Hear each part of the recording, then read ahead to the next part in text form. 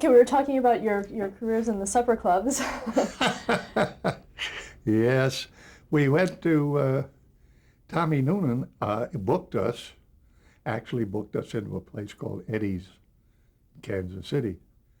And that became where I first got my taste of the world of gangdom. uh, in those days, every place was owned by. Uh, they were all so when we played there. We were going to. We did the first show, but we did too much time, and George Eddie was going to cancel us. And his agent from Chicago, Danny Graham, said, "Let me work with him."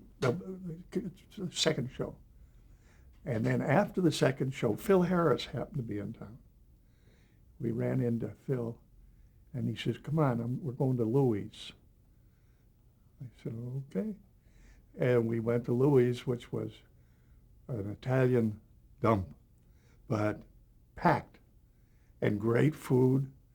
And all I can remember is that pretty soon we were up on stage at Louis, and I was playing the drums, and Phil Harris was singing.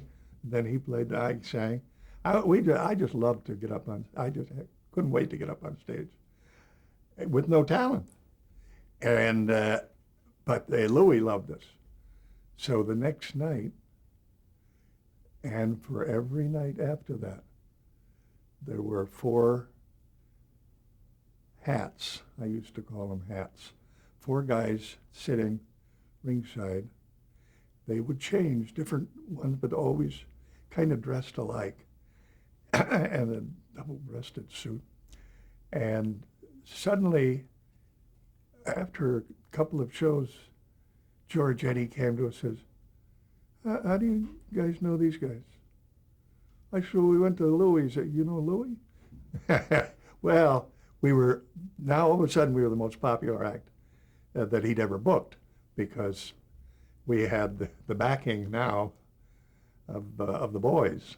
So we played there, and then we went, same thing happened in Chicago.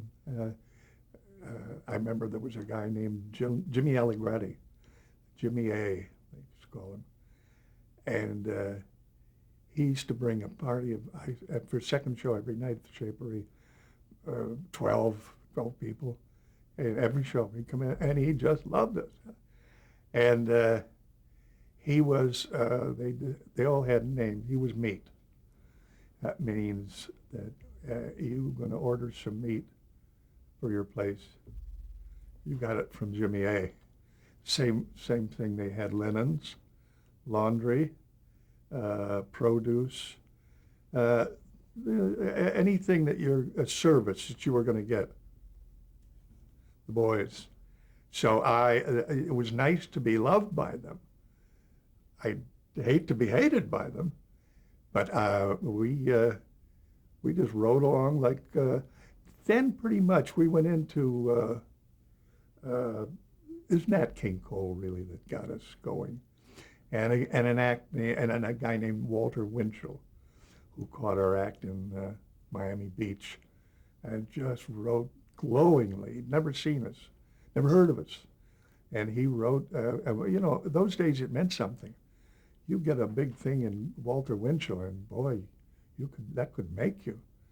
And but Nat Cole, we went into a place called the Calvada Lodge in Lake Tahoe, and it was about a drive and a 9 hour away from the Calneva Lodge, which I'm sure it was right on the California-Nevada border. So we went there for 3 shows a night, 7 nights a week. So Nat Cole had not quite made that superstardom that became his. You don't do 3 shows a night, 7 nights a week if you're a superstar. So anyway, we had a ball together, and then he went to Australia, and he took us to Australia. We played down there for Sydney, Brisbane, Melbourne, then went over to Auckland, New Zealand. We were just having the best time of our lives. And pretty good money. Not great, but pretty good. And then Nat took us into the Copacabana in New York and the Shapery in Chicago, and finally wound up here at the Coconut Grove. All of these places are gone. Isn't that scary? Gone. And but really, he gave us a real big boost. What kind of person was he, Nat King Cole? What kind of person was Nat King Oh, Cole? what a pussycat! What a nice man. Major talent, and very, very unassuming. And was kind of surprised where he was, because I first saw Nat King Cole when I was a bartender, and he was working a place called the 331 Club on 8th Street behind the Ambassador Hotel. And I remember going in there, and it just said King Cole Trio. It didn't say Nat Cole or anything, it just King Cole Trio. And he didn't sing. He maybe sang every 6, 8 song. It was mostly instrumental. He's a great pianist. And I remember people saying, "Oh, that was not him playing." Oh, yes, it was. He's a great pianist. And so he was not then it became, it's almost like Sammy Davis. At first time I saw Sammy, it was the Will Maston Trio featuring Sammy Davis Jr. Then it became the Will Maston Trio starring Sammy Davis Jr. Then it became Sammy Davis Jr. The same with Nat. King Cole Trio, then the King Cole Trio featuring Nat Cole.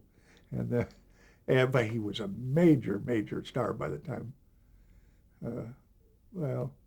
all his life. Died much too early, very young, and was a major smoker. So now you were in all these clubs. How did that propel you into television? Well, they were variety shows in those days. And so we worked the Perry Como show out of New York. We worked Ed Sullivan. I think we did 18 Ed Sullivans. And Can you talk a little bit about the process of going onto the Ed Sullivan Show? pardon? Can you talk about the process of going onto the Ed Sullivan Show? Did you have to audition? Did you have to no, tell them no. what you were going to do? Well, some people did. And incidentally, you did a dress rehearsal, and if Ed didn't like it, you'd have to change or do something else. And we were very popular with Ed because he'd say, "Guys, I'm in a bind, and I just need 4 minutes. I can't." We were doing 8 minutes, whatever. So we said, "Fine." And we got a bit. It was really thrust upon us. We were booked into Berlin, and we were booked at the Sportspalast, which was where Hitler made most of his speeches. Huge stadium. And it was Ed Sullivan's show, Louis Armstrong, Roberta Peters. I can't remember who was all on the show. But he called us about 2 weeks before the show, and he says, "Boys, I've booked Gina Lollobrigida." And he said, "She can't do anything." I said, "What did you expect? She's an actress." He said, "Could you guys figure something to do with her?" I said, "Sure." So we took an old burlesque bit called Take It From the Slap, and we got it all ready. And we got there, and he says, "Lollobrigida fell out." So I got Maureen O'Hara, and she sings. Now what are we going to do? So I put on about 4 cameras around my neck, a pair of binoculars, and Dan saying, "Here we are on the streets of Italy. Oh, here comes a young man now. Let's see what he has to say." And I would come on, and we had lived 4 minutes. We told the guy to give us this when you want 30 seconds. And so Ed loved us. In the first place, he knew we were supposed to do a sketch, and now all of a sudden we just switched, did an interview. We used that interview, oh, so many times, because you could be anywhere. Ah, here comes a young man now. That's all you need. What other early shows did you do for Hmm? television? What other early shows did you do for television? Oh, let's see. We did Jerry Lewis show. We did whatever there was around. What was around in those days? There was the big one was, of course, Ed Sullivan, and Perry had a big show. Dean was not yet on. He didn't come on until '66. But this was in the late '50s. There weren't that many, come to think of it. Were you on the Bob Hope Show? Yes, yes, yes. We did the Hope Show, and we did his old vaudeville act. Bob had Bob was always pretty shrewd money wise, and they had a thing that you couldn't make. They had a top $5,000. That's it. I don't care how big a star you were. That's what you got, $5,000. But if you did an afterpiece, which means they'd run the whole vaudeville bill, including the closing act, and then it's like an encore. You get another 5,000. So Hope had this thing where a guy sat on an apple crate with an alto sax, pretending to be Rudy Valley, and Bob would sing. And up in the audience, on either side, were Sam and Herman. Dan was Sam, I was Herman. And he would start, and Dan would go, psst, and Hope would turn around. Oh, he was conducting this one guy, that's right. And I said, what? Is it any better over there? Just as bad. Now, all the time, Hope was. And we did Sam and Herman on a show. And we right away in 1957, we after Hope, we did a picture for Hal Cantor wrote and directed a picture called Once Upon a Horse at Universal. And then we were booked into the Palladium Theatre in London. So we went over there, and I remember when it was, because it was April of '57. And got a call from Hope.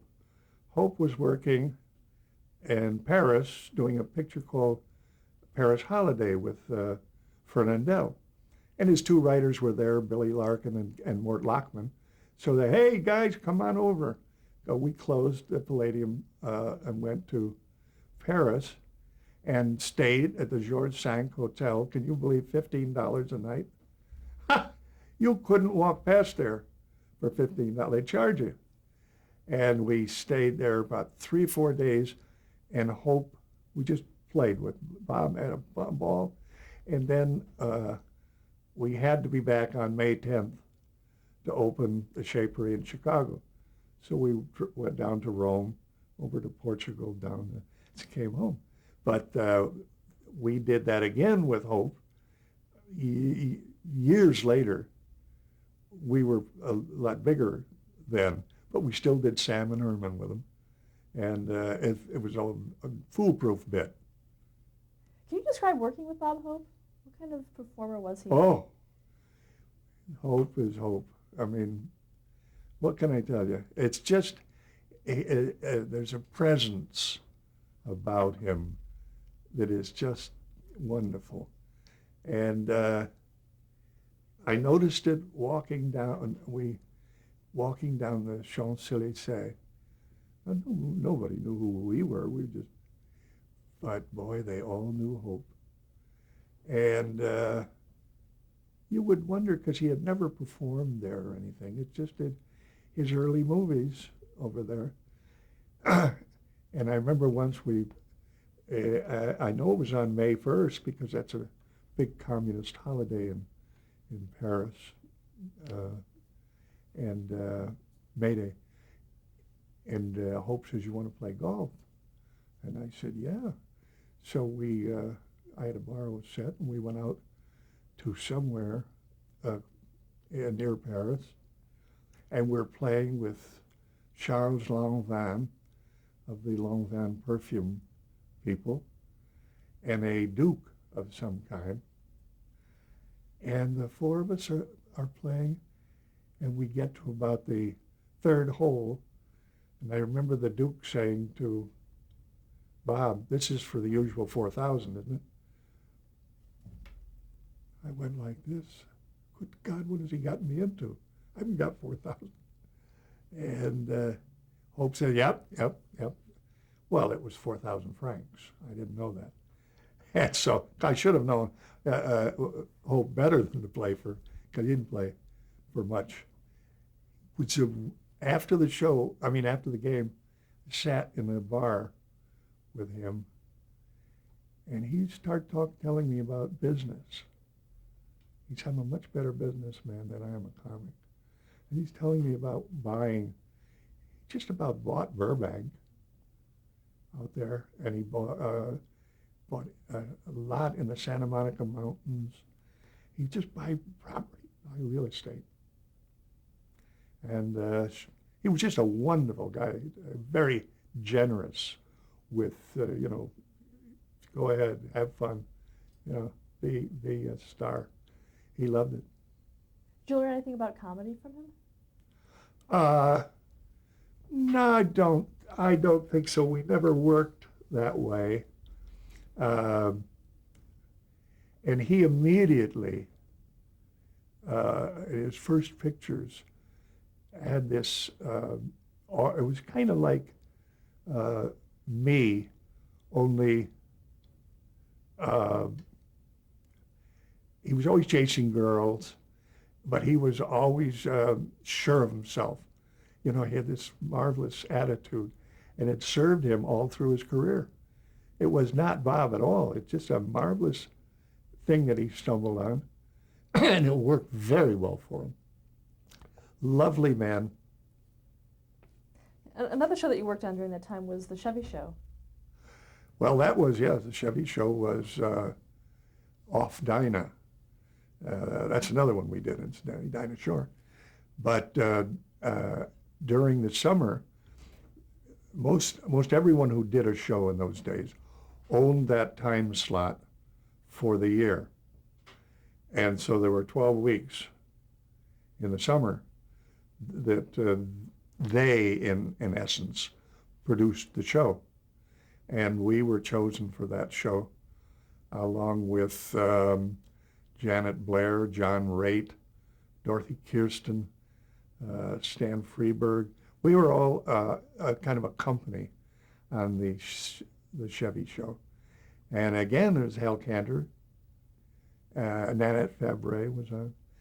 And so we did that. We eventually did the same thing with Dean Martin. We did the Dean Martin Summer Show. So the Chevy Show was very good for us. And what kind of things did you do on that show? That was a well-written show. And we would do sketches. Oh gosh, I remember a couple of, they're too long to describe now, but it was mostly sketches and songs. We, of course, did not do the songs, but that was John Raitt and Janet Blair and Nanette would do, Broadway musical songs, and it was just a marvelous show. They've disappeared, incidentally. I can't find any. I don't know whether they, like a lot of shows, just taped right over them. Also, during the 50s, many people were affected by the blacklist in television. Did you have any No. And I don't recall many people in television. I remember an awful lot of them in movies, and mostly writers. That was one of the crimes of the world, because I knew Larry Parks. And if he's going to overthrow our country, I'd like to go with him because he was not a communist. Whatever that is, incidentally. That was a thing that Joe McCarthy was having problems getting a campaign going up wherever he was. And I think it was J. Edgar Hoover who gave him, he says, communist, go after communists. Everyone's a communist. Because it was so silly, and it worked for about 10 years. And a lot of lives destroyed. But that's what, today they're saying, now the FBI knew about the planes, but they wouldn't tell you. CIA. That's this kind of thing that Hoover instilled into the grounds of FBI. Matter of fact, when Bill Davidson, Wild Bill, came over here, he was with William Stevenson, and they formed the OSS just at the beginning of World War II. And they were going to do it here because it was in London. And they were going to open one here, and they couldn't open, they had to go to Canada because Hoover said, no, I want in. I want to know, I'll investigate it. Well, he was, to be laughed at, really, but only in retrospect. Did you ever, was your humor at that point topical, that you would ever cover something like that within your jokes? No, we were not very topical. We became topical later in our free form. But no, I don't. If there are people in television, I'm sure there are, I don't recall them that their careers were ruined. In 1962, you joined the Lucy Show. We were doing what? You joined the Lucy Show in 1962. We joined? You were on the Lucy Show in 1962. Oh, Lucy. Oh, I thought you said yes. Yes. She'd always been kind of a good friend. And she did the I Love Lucy and then stopped. And she and Desi were having problems. She went to New York and opened in Wildcat. And I was in New York doing the Sullivan Show. So I'd take her out to dinner, and she's a lovely girl. How did you first meet? I'm trying to remember. It seems I've known her for years. And Desi. I used to play a lot of golf with Desi. And I don't know. I can't remember how, but I remember going out to dinner with her. And there you saw, you come out of a restaurant or your stage door. Now you saw 5,000 people there. Oh, God, she was popular. But Desi called one day, and we were playing the Nugget in Sparks, Nevada. Beautiful downtown Sparks. And we got a call from Desi. He said, would you play Harry Connors, the pilot that kind of goes in and out of the show? On the Lucy Show we're going to start. I said, well, Desi, we're booked. I'm working now. He says, well, do you have any time off? And I said, yeah, well, we close here. So he said, well, come in for the reading. I'll send a plane for you.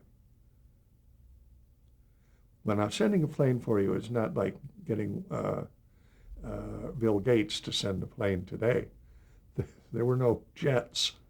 You got on a twin-engine Cessna and took off. And I didn't get off stage until 2 o'clock in the morning. So, and I had to get the plane where the plane was going to wheels up at 6 in the morning.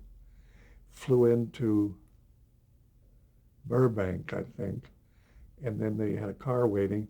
Took me to, I don't know if it was called Desilu then or not, but it was that studio. It was RKO Paramount, right? And we had a reading. And he said, "You're perfect." Then I had to go and move 4 weeks, which was easy to do, and because I wouldn't make any money on the Lucy show. So it was just kind of exposure, kind of fun. So I did that for, I don't know, 11, 13 weeks, something like that.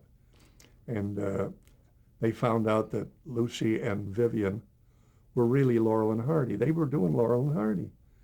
In every show, they said, "Why don't we paint the rec room, and then and that's a good idea." And that's what they did. And so I was used at the beginning. I said, "Now, I got to go to Pittsburgh. I'll be home Thursday, but don't start anything downstairs until I get back." There, of course, by the time I came back, they were both stuck to the wall, glued, and I was kind of an interlocutor, and I enjoyed it. I had a lot of fun. She's a marvelous lady. Talk about working with her as an actress. Working with her was, oh boy, adorable. Don't forget, that was a whole new way, because they invented the system, multiple camera. They had 3 cameras going, and it was like doing a little play. And you better know your line, and don't stray. In the meantime, she went all over, and so did Vivian. I say, "That's my business. I'm a nightclub. I'm used to going wee, and oh, you do your lines." And it was incidentally, she knew cameras better than they did. She would be talking to me just like this. She'd say, "Camera 3, you are absolutely in the wrong position." She didn't even look at him. And the director, Jack Donahue, said, "I guess she's right." They moved the camera and we'd go on.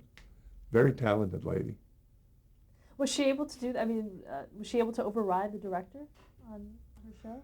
Well, she was the show. Directors in television start with like Jimmy Burrows, who will take no nonsense, great, to committee, directing by committee. And in those days, Lucy knew what she was doing. And Jack had never done that either. The director had never worked with 3 cameras, and they had no monitors. You just had to assume that these guys were in the right place. Let's stop there and change the tape. Good.